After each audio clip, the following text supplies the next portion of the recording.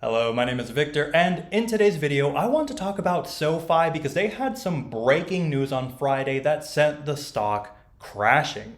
And I also want to go ahead and answer what exactly was my move this week in the stock market. For those of you who watched my previous video, you know that I went into a deep discussion regarding PayPal and SOFI, so be sure to stick around until the end because you will be able to see what exactly was my move this week.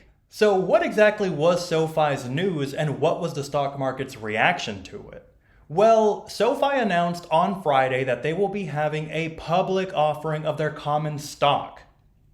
They will add an additional 55 million shares to the shares that they already have outstanding, and it's going to be worth about $1.5 billion. And the stock market did not take too kindly to the news because the stock tanked by about 7%. But why exactly did SOFI tank on the news? Why is adding additional shares such a bad thing? And the simple reason is because of share dilution. The more outstanding shares, the less each individual stock is worth for current shareholders. To provide an example of this, let's say hypothetically you and I are both invested into a company that is worth $100,000, and there are 10 shares in total outstanding. That means each share that both you and I own are worth $10,000. But now let's say this hypothetical company is doing something like SOFI and they're going to increase the number of shares by about 5%. Let's just round up here for easy numbers. So instead of 10 outstanding shares, now there's going to be 10 and a half. Well, more shares outstanding means that you and I, the share that we own is going to be worth less. Divided by now 10.5, that means our shares are now worth 9.5 thousand instead of the 10,000 previously. And now I'm sure that you understand why current shareholders were not happy with the news, because all of a sudden now, each of their shares is worth less than it was before this decision.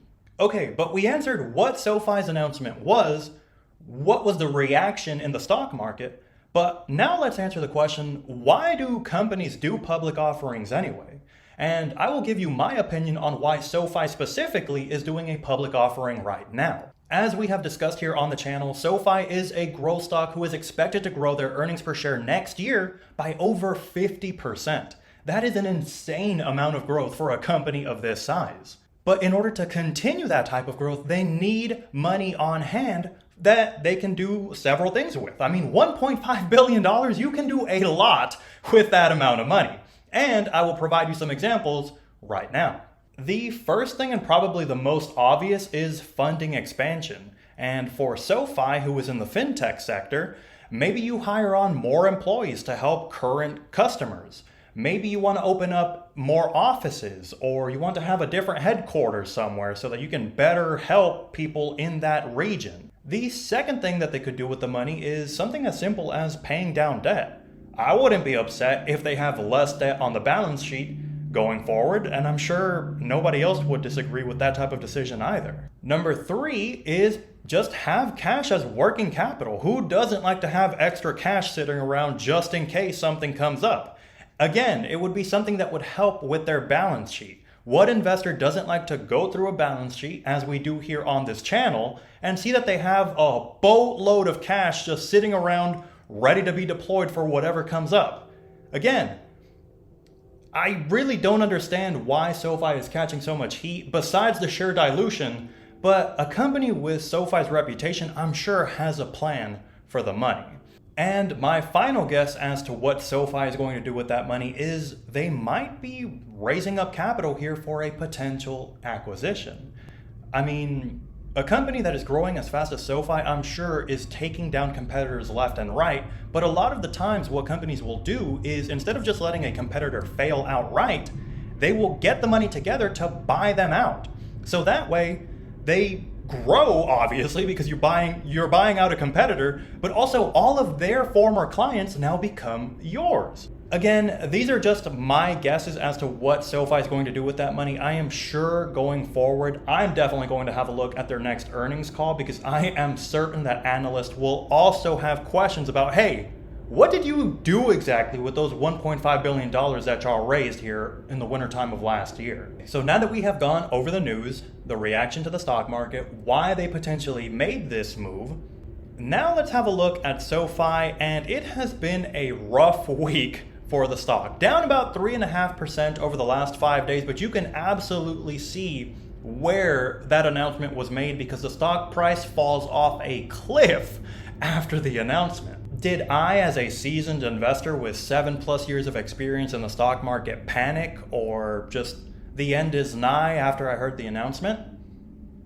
Absolutely not. I, for one, saw an opportunity. And for those of you who watched my previous video, I discussed what my potential next move would be here in the stock market, and I have made a decision after seeing SoFi stock tank. I sold another put on SoFi that is going to run through the end of December. It's a little bit higher risk, but I also got a higher return on my premium. And at this point, I really stopped and thought to myself, you know, you're starting to take more risk with every single put that you sell on SoFi. At some point, I have to start and wonder, are you trying to get assigned? And the answer to that is probably yes. I really would not mind owning a stock like SoFi, especially with its projected growth throughout several years to go into the future. But now let's get into the details here because I am sure that is what you are waiting to see. My final put sold on SoFi for 2025. It has been a tremendous run here, keeping an eye on SoFi throughout the last quarter here of the year. And I hope you have enjoyed me explaining my thought process, giving my opinions, and then showing you exactly what happens as a result.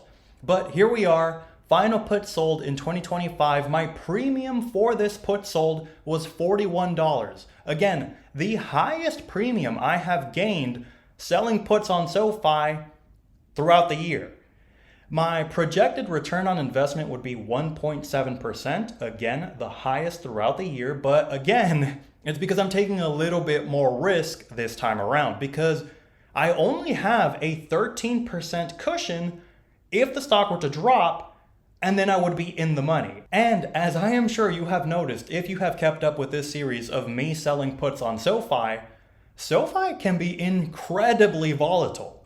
Throughout the last couple of months here, I have seen swings in SoFi of 15 to 20% easily over the 30 days of my put sold. So 13% here, it's honestly a lot of risk on my side, but again, I really wouldn't mind being a proud owner of SoFi stock. And to complete the update here, my strike price is $24 a share. So for those of you who are new to options trading, what exactly does that mean? Well, if the stock price goes below $24, I run the risk of getting assigned. And if I were to get assigned, that means that the money set aside, the collateral for this contract, which in this case would be $2,400, $2,400, which is 24 times 100, because again, each contract holds 100 shares of the underlying stock. So I have $2,400 that is set aside as collateral just in case I get assigned. And this contract will expire on December the 26th. So while it is a little bit higher risk when it comes to the potential of it being in the money, 13% stock price downfall from here, it doesn't have as much time as my regular contract options because normally I give myself about 30 days. This one only has 21 days. And here we are already at the weekend. The stock market is closed. So that's another thing that I love about selling puts. The weekends, you basically don't have to worry about it. I mean, yeah, I guess everything could crash come Monday, but at least for the weekend, you don't have to worry about it because you're not seeing any fluctuations or any changes. But again, I will be sure to update you here at the end of December. Will I get assigned? Will I be able to keep that premium like I have been doing for the last couple of months? Thank you to everybody who has made it until this point in the video. If you are enjoying these videos, be sure to give me a like. It helps out tremendously. I have seen a couple of new subscribers, so thank you so much to everybody who is supporting the channel.